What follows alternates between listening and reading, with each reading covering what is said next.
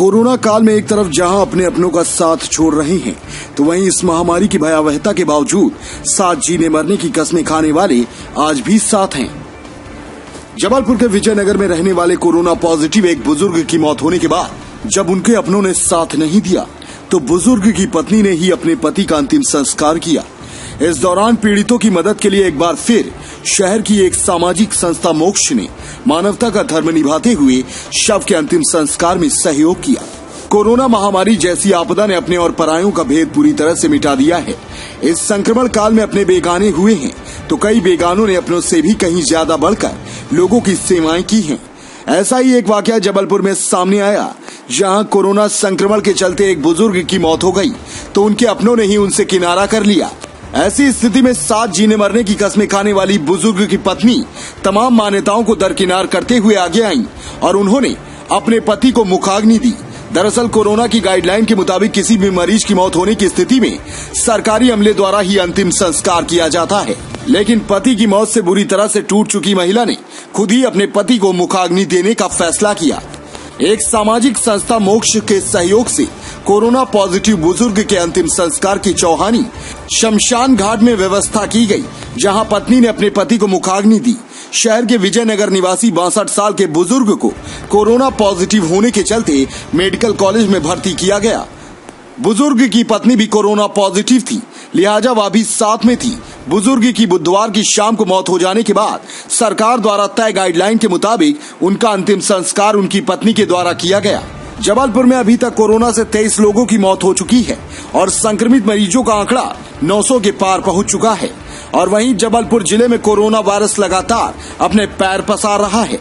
Corona महामारी की भयावहता के साथ ही रिश्तों में अपनेपन की वास्तविक हकीकत भी लगातार उजागर होती जा रही है। लगभग एक 62 वर्षीय वृद्ध की मृत्यु हो गई, जिनका जो कोरोना पॉजिटिव थे, और उनकी पत्नी भी पॉजिटिव है, जो अस्पताल में क्वारंटाइन है।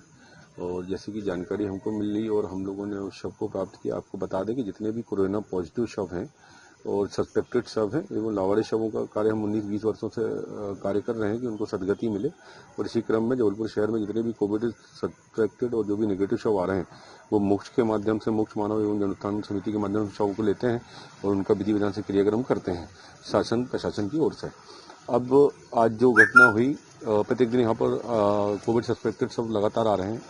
आज की घटना में जो वृद्ध की मृत्यु हुई, वो पहले निमोनिया से ग्रसित थे और महिला पुरुष ही बस साथ में थे, इनके कोई औलाद और बच्चे नहीं हैं। संवेदनाओं को देखते हुए, प्रोटोकॉल का पालन करते हुए, क्योंकि परिवार में कोई नहीं था, तो महिला को वहाँ पर बुलाया जाता है और परिजनों को भी उपस्थिति में संस्कार कराया जाता है। तो महिला जब वहाँ पर पहुँची और उन्होंने भी उनकी मानसिक दशा देखते हुए और भावनात्मक दृष्टि से उनका प्रोटोकॉल का फॉलो अप कराते हुए हम लोगों ने उनको मुखाग्नि करवाने का अवसर दिया, क्योंकि हमारा ध्येय है कि आदमी को इस अंतिम समय में सदगति मिले और जो संभव प्रयास हो प्रशासन का भी उनको सदगति के प्रयास किए जाएं। तो इसमें उन्होंने सहमति जताई, और क्योंकि वो बड़ी व्यथित थी और हमको उस मूवमेंट में लगा कि हम प्रोटोकॉल का पालन करके अगर मदद कर सकते हैं।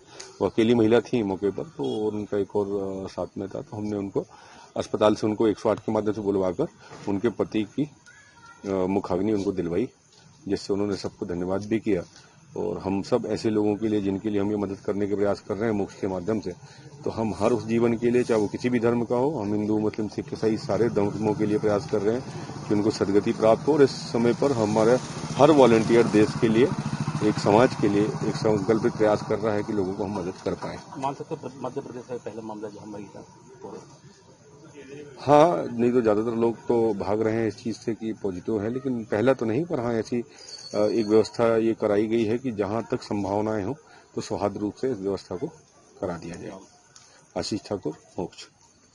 अपने आसपास की हर छोटी बड़ी खबर देखने के लिए हमारे चैनल पुलिस ब्यूरोक्रेट्स न्यूज को बेल आइकन दबाकर सब्सक्राइब करें, जिससे आपको हर खबर समय से मिलती रहे। अधिक जानकारी के लिए हमसे संपर्क करें। हमारे कॉन्टैक्ट नंबर हैं 9039011886 एवं 9770229999।